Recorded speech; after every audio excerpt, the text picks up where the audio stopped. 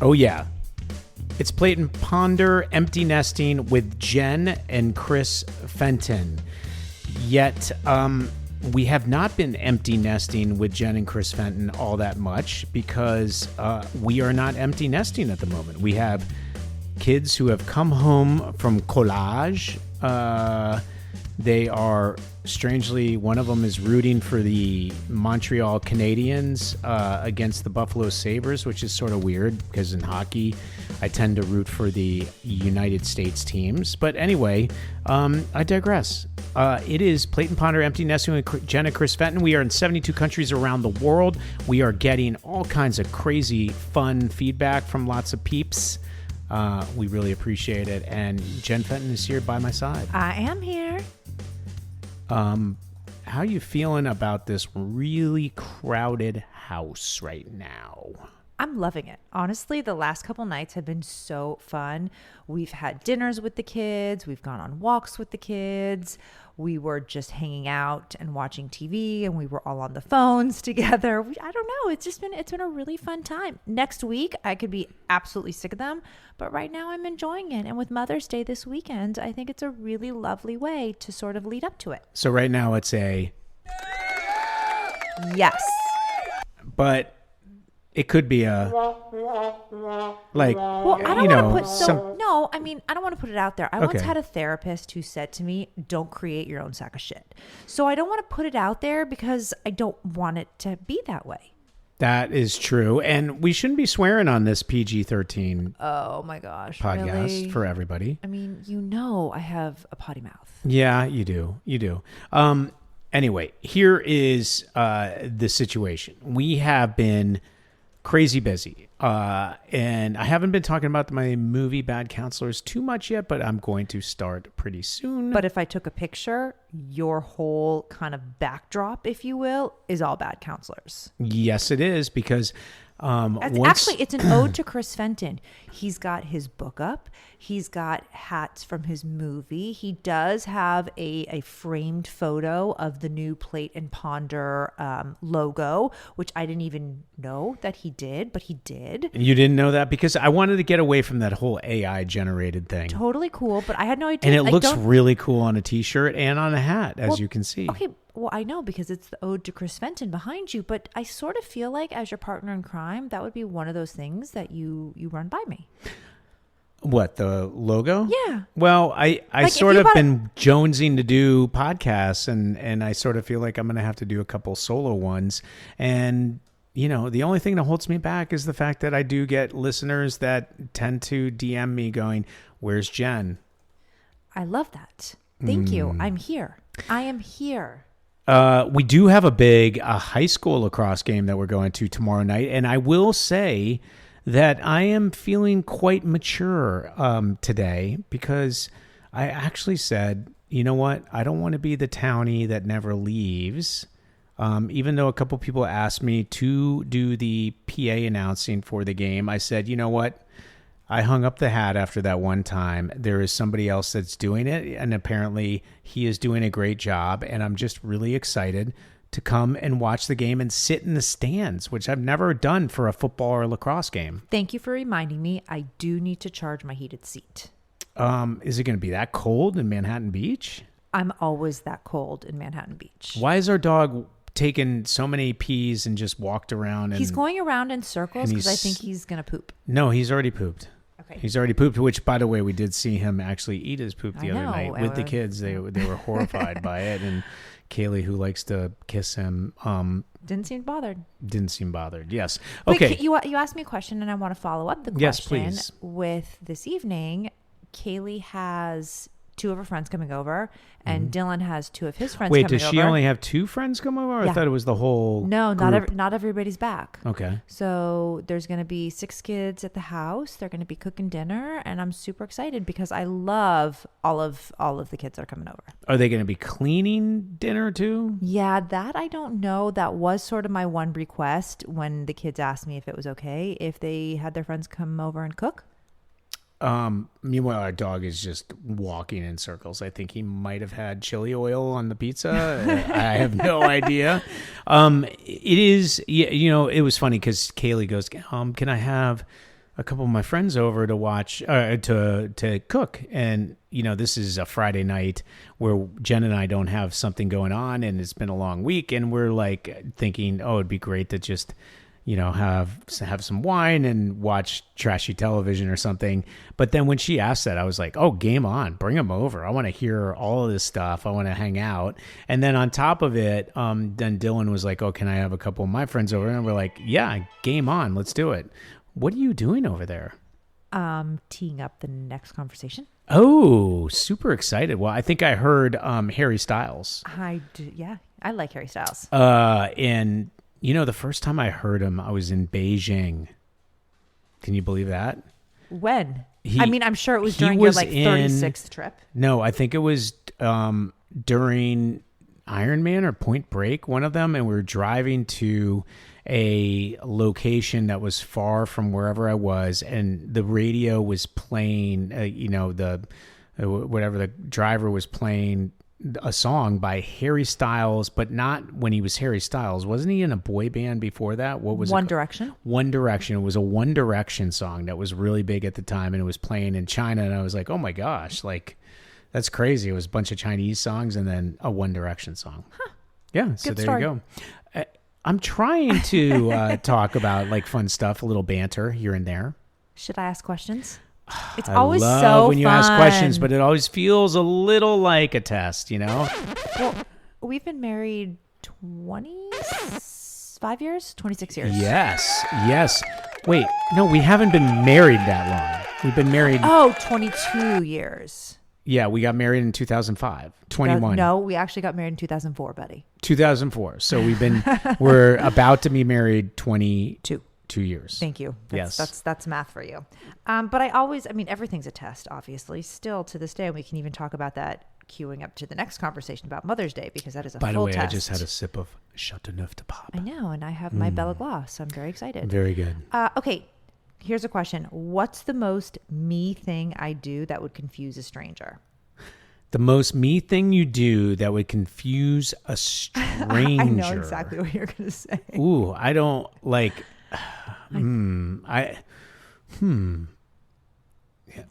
tell you what I think you're going to say? Yeah, please. So Chris and I have this weird, magnetic ability when we're on walks that strangers talk to us.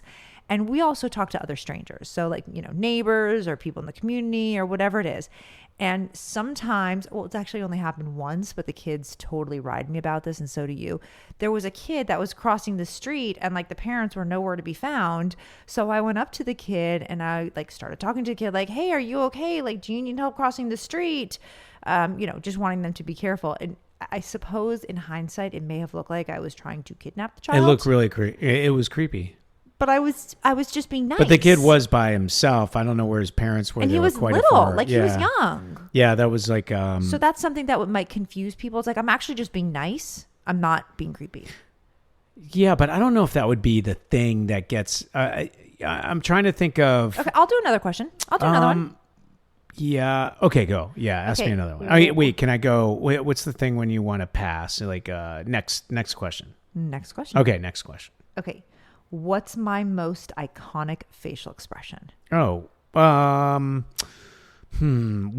you definitely have a cold stare where I get really nervous. I think I just did it to you. How could you not know? WTF. Yeah, super cold stare, a really cold stare, the kind that would be superpowers and probably cause the average person to freeze in their steps. Okay, I don't think we need to keep going on this but question. You also have a really cute, when you get out of the shower and you're have water in your eyes, it's a really cute face. Okay, thank you. What's something I overthink that you think is funny? You definitely overthink pretty much everything. There's way too much thought going into just even the most basic things. And it drives you crazy when I just impulse do things. Yeah. Wait, we need to fix that. Okay, I'm going to do that. Oh, we need to choose this. Okay, we'll choose that. In a grocery market, we need this. Oh, I just grab that. That totally freaks me out. In fact, Kaylee, if I could live and be as cool as my daughter, she has a saying, which is future self problem. And if I could sort of live in that mindset as opposed to overthinking everything, maybe it'd be better. True. Okay, this is an easy one. Okay. If I had a signature outfit, what would it be? Ooh, a signature outfit. Well, it's usually black. You like black. I do wear a lot of black. You do like jeans. I do. But like what would be a signature jean outfit for me? That's so easy. Well, my particular one is a jean and white shirt. Or like right. ensemble. Or like jeans and a button down. Jeans and a button down. Jeans and a cashmere sweater. But you also do like these black, are they blouses or something? They're like sort of like a, they show your arms. They're like just over your shoulder kind of like things. Like they're like blouse. I think they're like not silk or something. I'm really trying to understand what you're saying because I don't think I have anything like that in my closet. I mean, you just showed me a maroon one last night that you had from like years ago. That now Kaylee uses or something? Okay, that is hardly a blouse. What is that? That is like the ittiest bittiest shirt that barely cover my Isn't boobies. that called a blouse though? No, that is called... What is a blouse? A blouse is blouse is a terrible name. I know, and if you say it a few times, blouse. It sounds weird. like something the Germans came up with. A blouse is equivalent to a male button down. A blouse is a button down? Yeah, for a woman. Oh. Well, then what's a pantsuit? That's what and a blazer. That's what Clinton wears. Hillary Clinton made the pantsuit. I think lots of them do. Well, they're not very attractive. I actually like a good pantsuit. I feel very sexy in one. Do you ever wear a pantsuit? I do. I mean, not now because my attire doesn't warrant it. Okay. But what's another question? Okay, another question. Hang on. By the way, you look really cute when you ask questions like this. And I know we're not supposed to gush over everybody, but it's a Friday and we haven't spent a lot of time together. No, because we've been busy. Okay, here's a question. Okay. What's my favorite thing to complain about? And if you say everything. Me. Or Dylan. Sometimes Kaylee. Yeah, I don't complain about her very much. I definitely take the lead. Oh my God, can we talk about Dylan today? Oh my God. His room? Dylan brought home, I think, 6 duffel bags, which cost us an astronomical amount. Thank you, Air Canada. And they're big. Well, to be fair to Air Canada, Kaylee brought home just Delta, as many, Delta and it cost cheap, what, $500? It's like $500. Okay. So Dylan has these big duffel bags, and I swear he's accumulated. Actually, they both have. They've accumulated more than they went to. But what did with. They get? Where did they get the stuff? I don't know. It just have they been buying stuff? No, I mean Dylan has his big jacket, and Dylan's got a lot of my dad's sweaters that he brought up for the cold. So there's that accumulation. I still don't understand why he brought all those back. I mean, I know you want to dry clean them or something, cleaned. But where are they? Because I have to go to the dry cleaner, and I see none of them. Okay, this is part of the story. They are still in one of the duffel bags that is yet to be unpacked. So I made a deal with the kids. I thought I was being super, super cool. I was like, you know what, you guys, you have until Sunday, Mother's Day, to unpack at least 2 bags. I wasn't being crazy. I wasn't asking for the move. I asked for 2 bags. And how did they respond to that? No, Kaylee actually unpacked everything. And Dylan, when I went into his room this afternoon, he was laying in bed. I don't even know if there were sheets on the bed. I could not walk in his room without stepping on something. You couldn't see the floor. You could hardly see the furniture because there were clothes that were just like thrown every place. The bathroom had stuff all over it. Honestly, it was an abomination. And when I came out and I said that to you, Dylan's like, no, it's not. It's clean. I'm like, in what world is this clean? And then you went in and you saw it and it was like a bomb went off. Yes. I mean, I've shared hotel or motel rooms with them a lot. So like we do the same thing. But I know when mom is around, that's not acceptable. So we clean it up. And I'm surprised that he took as long as he did to get that done because he knows what happens. And I think he does it on No, purpose. Let me ask you, what tends to happen to dad when Dylan is not cleaning his room? Well, you get the brunt of it. Yes. Who do I get the brunt of it from? Me. Yeah. So that goes back to the question that you asked. What do I love complaining about most? Yes.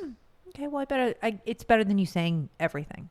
No, I didn't say everything. No, I'm just saying you that don't it's better. complain about everything. No, I actually don't think I do. No, for sure not. I'm glad you did. Because we actually have a really, I think we have a really blessed, fun life.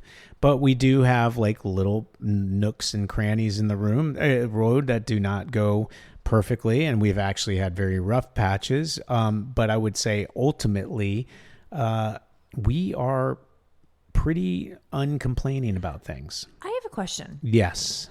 Is it something that's common with all men and fathers that you all try and be cool guy and like Mr. Right, and when mom's being a fun sponge and laying down the law, you just immediately take the opposite approach? Like, for example, last night, and this but you happens, can't get in. We can't get into we're an not gonna argument about but this. I'm asking a question because things that make you go as in, I've talked to you about this a few times, so why you still do it? Things that make me go well, okay, so let me share. Okay, yes, we were talking about Dylan's apartment, and okay, Dylan, you got to get this and this. Did we describe the apartment on the last episode? No, did we? Did not. And what were the photos like with that? Oh my gosh, it was so bad, and by so bad, I don't even mean messy. I would have taken messy compared to, I think it was a health hazard. I would argue that if a health inspector checked it out, it would be condemned. It would be condemned, wouldn't it? And I'm not even talking about the hallway where you walk up the stairs and there's a bunch of like X-rated penis shirts that are smattered on every single wall. I'm not even talking about that.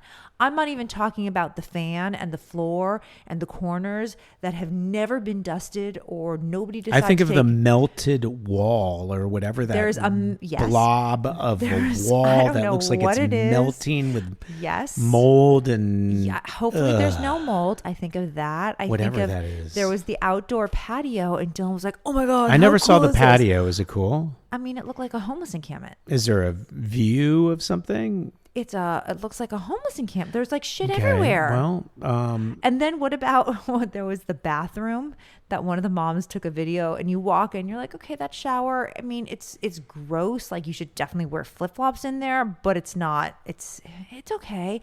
And then all of a sudden, the mom makes the corner of the bathroom, and the sink has just crap all over it. I think there's a poop floating in the toilet. Oh my god! There was trash everywhere. This is like so sad, trombone.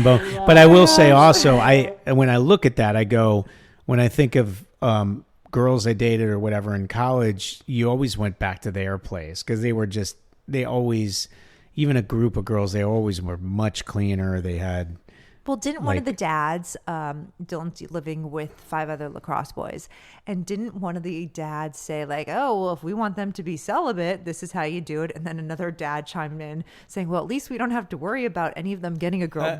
Yeah, exactly. It was pretty, yes, exactly. Yeah, there was a lot of chatter about the fact that these boys really need to figure out their game in order to have game. And I do think they all have game, but it's, and I'm not saying having game is like something that, I mean, I don't know what the right way to talk about it is in today's world, but like, and this is not a locker room kind of podcast either, but I'm just saying, at least having girls or whoever you're attracted to, whatever your coupling mechanism is, whoever that is, you want to have some sort of a little bit of a game so that people find you attractive and cool. But B, you probably want to have at least a dwelling that has a roof and a wall that's not occupied by a melting blob of mold or whatever it is. You probably want to have a functioning bathroom that feels like you're not in the Train Spotting movie. You probably want to have a kitchen that would at least get a C rating by a restaurant inspector. I won't go to any restaurant that has a B, let alone a C. Like it has to be an A. Yeah. My mom taught me that. And there were a handful of restaurants that we really liked that we had to stop. Nope. What was one of them? I feel like it was by the way, Dantana's, I heard, got shut down because of something. Yes. Really? Is Craig still open? That I don't know. Because that was super hot and then it was not. So, okay. So wait, let's go back. So Yeah. it was me saying something to Dylan because he needs to get furniture, and we were kind of going through the list, and this was later at night, so he was half paying attention to me. I know. And Chris automatically chimes on. He doesn't need to get that. When I was in college, I didn't have any of those things. And I look at him with that stare that he commented on at the beginning of this episode. Like, seriously, why do you have to contradict me like that? Does he when he gives a stare, or do you look at his mustache too and go like, "What is that?" No, my stare was to you. Well, my stare was to you because. But why do you give that? Because you to me? contradicted me, and I know, but he's the one that's getting you mad, not me. Well, that was then the beginning of this segment. Okay, so what I think last night, what was it that came up? And I didn't. It wasn't like a counter. It was sort of like. I remember when I was that age, it wasn't that clean cut as far as like what we were doing to essentially appease mom and dad, right? Like, and I was just I'm always thinking about like being in the head of my kids and going, why are they such moron knuckleheads? But then I think about it and I go, wow, they're actually less knucklehead moron than I was at 19, right? Like, do you ever think that, or are they more knucklehead than you? No. Okay. Well, I think about it because I was definitely a knucklehead. Am I commenting, or do I just let that roll? Well, I feel like I've matured in knuckleheadness towards a more of a head and not a knuckle. So you are the camp counselor of knuckleheads. I am I would like to think I have become a bit of that. Is it a pariah? Is that the word of I think a knucklehead? pariah is a bad thing. Oh, is a bad thing. So I would say I've exited the knucklehead cult and moved more into a mature form of adult. So if that's the case, Yes, adulting, what are we doing for Mother's Day? So, well, Mother's Day, unfortunately, when I get things that I actually prepare for well in advance, that includes like maybe monogramming something or whatever, it usually arrives before Mother's Day. And of course, Miss Snoopy, Snoop everywhere, Snoop wondering what everything I love is. Presents. Presents are my comes language. across it, and then she knows exactly what it is. Presents are my language of love. So it's hard to do the whole like surprise thing with you.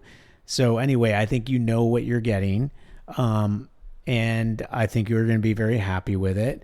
And then I got you a little fun thing, and I got you, I went a little bit out of the box and came up with some interesting cards.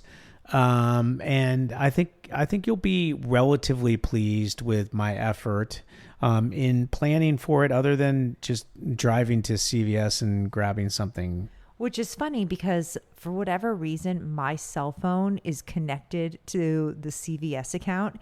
And anytime you go to CVS, if you're buying a Gatorade, if you're buying toilet paper, if you're buying like poop pills, I don't know, I get notified. Well, the sad part about that is if I am ever getting something at the last minute for you to surprise you, which is really bad to do at a Walgreens. But every once in a while I'm like, And when I do that, it's probably 50% off when you use your Walgreens card. And I know that it goes to you. So I don't use the Walgreens card and I pay the extra to make sure you don't see it on the report. Yes, it's terrible. But I haven't done that in a long time, just so you know. Do you want to know some facts about Mother's Day? Since we're talking I would about love to Mother's Day? know some Mother's Day facts. That's actually a really good. So when we talk about what's beautiful about this actual podcast episode I is that thought you we're were going to staying. talk about what's beautiful is celebrating Mother's Day and the incredible mother you are. No, I'm going to get to that. I'm going to get to that. But I'm saying like what we're supposed to do is be talking. We're supposed to be plate and pondering, which we are. We're both drinking a nice glass of wine, and I had a little pizza from Wedwood Pie again tonight, and we're supposed to talk about empty nesting, and that's exactly what we are talking about, and the trials and tribulations of having kids back and all that stuff. So now we move into a timely topic, one that everybody is talking about here in the United States of America, thanks to probably some guy or gal who came up with the idea of, ooh, let's make stuff really stressful for kids and dads. Let's call it Mother's Day. And that's what's coming up on Sunday. So tell me about the facts. Okay. So is it a consumer holiday? Yes or no? Every holiday is a consumer holiday. But is Mother's Day a consumer holiday?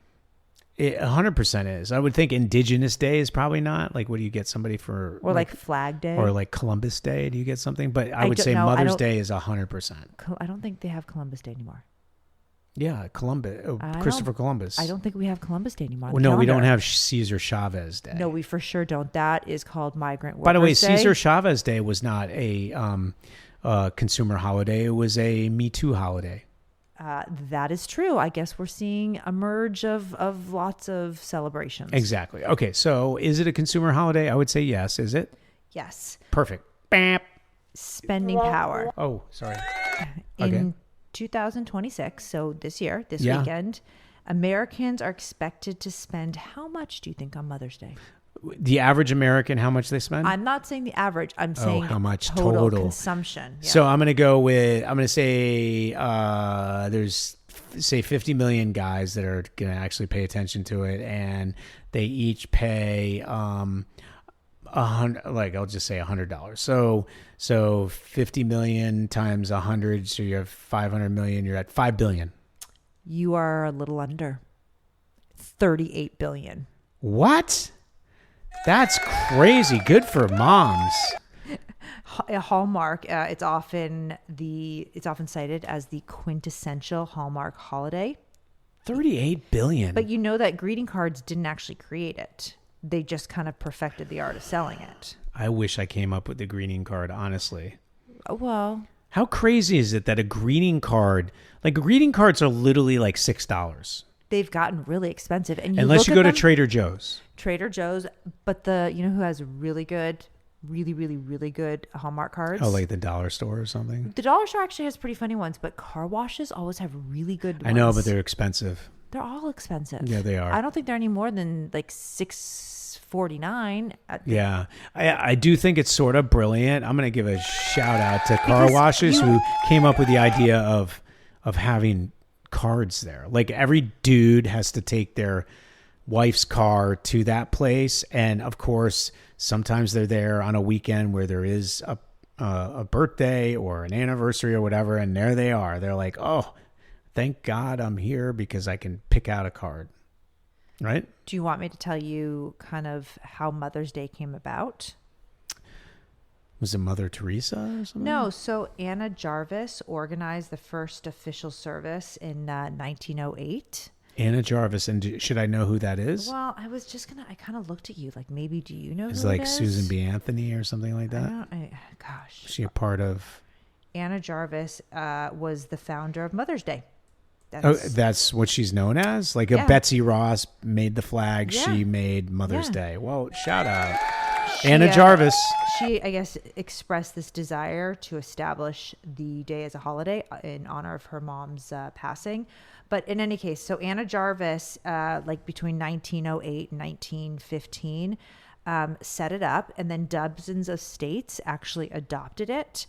And what year was that when dozens of states did it? About 1912. And then in 1914, President Woodrow Wilson made it a national holiday. It's interesting. It's like World War I, like that whole period.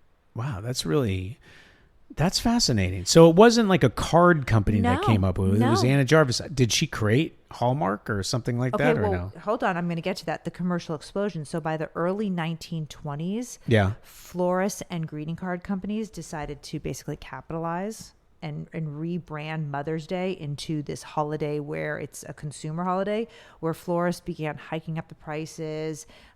Then it was like white carnations, which was the original symbol of Mother. And carnations are like cheap, they're right? Super cheap, yeah. But they're sort of pretty. Like, why do people make them all cheap? Like, I always feel like it's like the baby blue tuxedo prom guy has the carnations for the girl. Yeah. But I feel like I got a coronation for somebody. Like that was like the thing. Like no, it was never the thing. You sure? No, not at Glassbury High School we had like blue carnations. Not in my world. In any case, and then the 1930s and the 40s, During the Great Depression and World War II, the holiday was used to boost morale. And also retail sales, obviously, because, that's what happens. And, But boost the morale of who? Moms? well, when their husbands were at war. Oh, so wait, so who was taking care of them on Mother's Day? The kids? Well, maybe the Like kids, little or kids? maybe somehow it was like, okay, on Mother's Day, you go to the general store and you buy a card for mom. I don't know. But that is fascinating. Well, and it came out of World War One. So came out of World War One, and sort of full circle so moment. will it get reignited with the whole Iran war that we're in right now? Or is this the Iran ceasefire? Maybe. Do you remember this happened when I was growing up? We editorially would wrap yellow ribbons around trees. Tie a yellow ribbon around the old oak tree. It's been 3 long years. Will you still want me? Still want me? Yes. I forgot who sang that. Was it Eddie Rabbit or something like that? But it was about remembering service members that are off at war, right? Yes, exactly. It's fascinating. I remember And also, a I lot think it of was trees with that during... Oh, because I was too young. I was born in 71, so I would have been too young to remember yellow ribbons during the Vietnam War because I would have been like, 1, 2, 3 years old. Right. I think I remember seeing them everywhere because of Persian Gulf? No, because the Iranian hostage crisis. They took remember the movie Argo? Yes. We had a lot of people taken hostage there, and I think they had yellow ribbons around all these trees everywhere you went because of that. Interesting. And then it sort of derived into a troop and military thing? I think it always had to do with like a kinetic conflict or like people, fellow Americans overseas, forced to be overseas, whether at war or in hostage situations. I'm not sure. I mean, you could probably look it up, but I vividly remember a particular area that my parents took me to where there were oak trees in some spot that we went to, and there were yellow ribbons everywhere, and it was a particular area of the country where a lot of the hostages were from. Well, now, because I just looked it up, I said, do people still do this? I mean, very general question, obviously, to ask AI. And the response is that special military communities do it. So, example, the towns and the neighborhoods near maybe Camp Pendleton, right? That's where you would see it a lot. I would argue that we should all do it all the time whenever our servicemen and women are in the line of fire. And we have them in the line of fire in terms of Iran right now. Thank goodness we don't with the Ukrainian-Russian situation. That's more of a proxy war. But that one conflict, Iran, and I'm sure there's a couple others where we have them really in harm's way. We should have those yellow ribbons for the people that are out there reminding them of this, because we need skin in the game for these kind of conflicts. Yeah, well, you've been saying that for a while. Yes. And, we are all Americans, and we need to watch over each other and protect our children and our moms and our dads, and really cherish the fact that we do have a Mother's Day, and we should all cherish the fact that we have moms that have either taken care of us during life and have passed, and we need to remember them and really, like your mom, we need to really have a toast and say thank you, right? Yes. And then fortunately my mom is still alive, and I need to make sure that I thank her for everything that she's done. And then I hope our kids thank you quite a bit for all that you have done. It does seem like they emptied out a few of the duffel bags, which would make me very happy on Mother's Day. I think they're starting to think about the importance of mom. You know what would suck? What would suck is if it was Mother's Day and you were stuck on one of those Disney cruises with that new virus. Well, that's not a Disney cruise. That's actually like a pretty explorer-based cruise, I think. But I think there's a Disney cruise that's been impacted too. Oh, is there more than one cruise ship? Yes. Well, all I know is the one that went to Argentina or started in Argentina that was going to Antarctica. I don't know exactly what the solution is, because I don't think anybody wants them to depart. Okay. Now I think I would jump off the boat and swim to the nearest shore and just pretend like I was out surfing or something and just walk on. Now, I don't know the validity of this because I was scrolling through Instagram early this morning and I saw somebody post that I guess some of the passengers who were exposed to this new said outbreak virus have come back to California. I don't know where in California. Okay, I saw that same thing about like how no one's been able to get off the boat, but then I also saw something about in California, the officials are paying particular attention to the people that have gotten off and gotten into California. And I'm like, what? I don't understand. Have they been able to get off the boat or have they not? Like, what is going on? This sort of feels like a 3-day poop cruise transition, and I don't know what our timing is. Do we talk about it maybe on the next episode? It definitely doesn't sound like a Four Seasons or a Ritz-Carlton yacht cruise. Oh, Kaylee showed us or we were looking at cabins because why not? Like some people look at houses, some people look at cars, some people look at dogs. We decide to look at luxury cruises. Yep. And we were looking at the Four Seasons cruise, and then we were comparing it to the Ritz-Carlton cruise.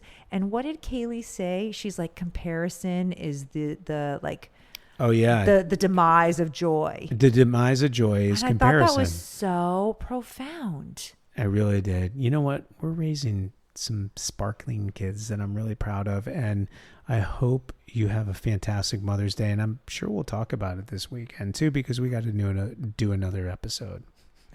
I hope it's good.